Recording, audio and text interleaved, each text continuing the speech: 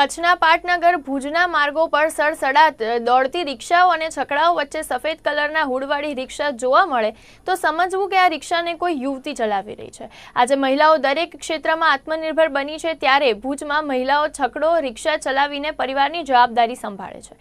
છેલ્લા 1.5-2 વર્ષથી ભુજમાં મહિલાઓ છકડો ચલાવીને મહિને 10 થી 15 હજારની આવક ઊભી કરી રહી છે।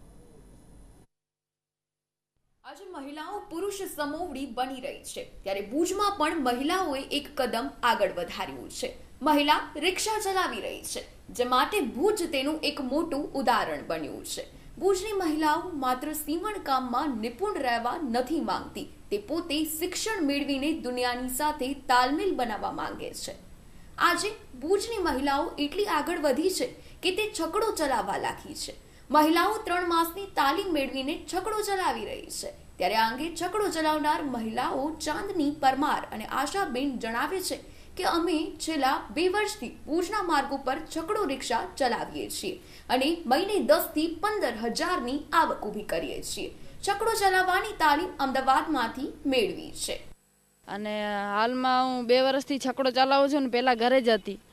કચ્છ મહિલા વિકાસ સંગઠનમાં અમે 5 વર્ષથી જોડાયેલા છીએ અને કિશોરી મંડળમાં પણ જોડાયેલા હતા। કિશોરી મંડળમાં બહેનો સામે છોકરીઓ સામે વાત મૂકવામાં આવી કે તમે છકડા ચલાવી શકો, પેન્ટ કલર કામ કરી શકો, તો છોકરીએ છકડાનું વાત ઉપાડી કે અમે છકડા ચલાવશું, પણ ઘરમાંથી રજા ના મળે તો પણ ઘરમાં બધાને મનાઈ કરીને અમે 40 દિવસ માટે અમદાવાદ ગયા। અમદાવાદમાં 40 દિવસની તાલીમ લઈ અને ભુજમાં આવ્યા। ભુજમાં પણ 2-3 મહિનાની તાલીમ લઈ અને છકડો શીખી લીધો અને પછી પાકા લાયસન્સનો પણ પ્રોસેસ કર્યો, તો લાયસન્સમાં પણ પરીક્ષામાં પાસ થઈ ગયા।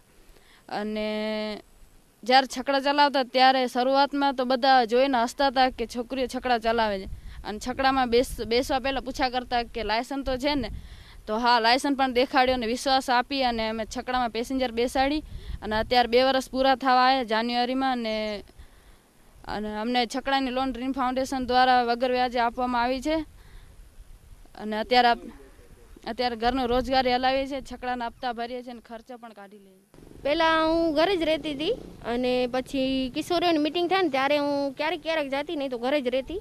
પછી મિટિંગમાં એક બેન છે, વર્ષાબેન છે, એમને કીધું કે તમે છકડા શીખશો તો તમને કેવો થશે, અને છકડા શીખવા માટે કે તમને અમદાવાદ માટે જવું પડશે।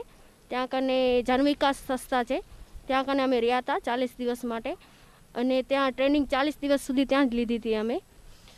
અને પછી ભુજમાં આવીને 3 મહિના ત્યાં કને લીધી અને કચ્છ મહિલા વિકાસ સંગઠને જ્યારે આ છકડાનો લોન્ચ કર્યો ને ત્યારે અમારો છકડા માટે એમને કીધું હતું કે તમે એવી રીતે ચલાવો કે બીજી બહેનો પણ તૈયાર થઈ શકે અને એક રોજગારી પણ થઈ શકે એવી રીતે।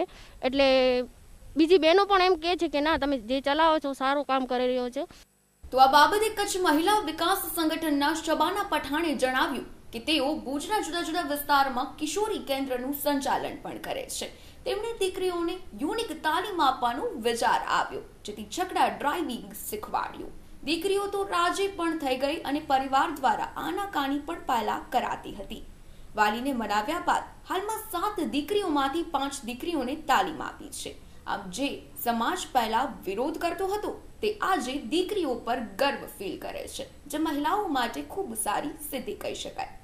છોકરીઓને જ્યારે રોજગારીની વાત આવી ત્યારે લોકોને આપણે કીધું કે કંઈક અલગ તાલીમ સાથે જોડીએ, તો યુનિક તાલીમનો અમને વિચાર આવ્યો કે અમે યુનિક તાલીમ સાથે કિશોરીઓને જોડીએ। ત્યારે અમે છે ને એ લોકોને વિડીયો બતાવતા અલગ કે છોકરીઓ શું કામ કરી શકે છે, તો એમાંથી અમને એમ લાગ્યું કે છોકરીઓને આપણે છકડા ડ્રાઇવિંગ શીખાડીએ। તો એવી રીતે અમે છોકરીઓને તૈયાર કરી છકડા ડ્રાઇવિંગ માટે। વાલીઓ તરફથી અમને બહુ જ પ્રોબ્લેમ થતી હતી। એ લોકોના વાલીઓ એમ કહે કે બેન સીવણ શીખાડો, મહેંદી શીખાડો, આ કંઈ શીખાડવાની વસ્તુ છે, આ તો ભાઈઓનો ધંધો છે, તમે શું આવે આ ભાઈઓના ધંધા તમે છોકરીઓને શીખાડશો, અને આ લાઈન સારી નથી છકડાની। તો એવી રીતે પણ અમને બહુ જ તકલીફ થતી હતી, પણ તે છતાં અમે એ લોકો સાથે, એ લોકોના સમાજના આગેવાનો સાથે વાતચીત કરી અને એ લોકોને કન્વિન્સ કર્યા અને છોકરીઓ આજે બહુ જ સરસ રીતે છકડા ચલાવે છે અને પોતાના ઘરનું ગુજરાન પણ ચલાવે છે। આમ આજે પુરુષોના પ્રભુત્વવાળા સેક્ટરમાં કામ કરવા અને પોતાની જાતને સાબિત કરવા મહિલાઓ સતત સંઘર્ષ કરતી રહી છે અને સફળ થતી આવે છે, જેના અનેક ઉદાહરણ જોવા મળી રહ્યા છે। પરેશ રાજગોર, નિર્માણ ન્યૂઝ, કચ્છ।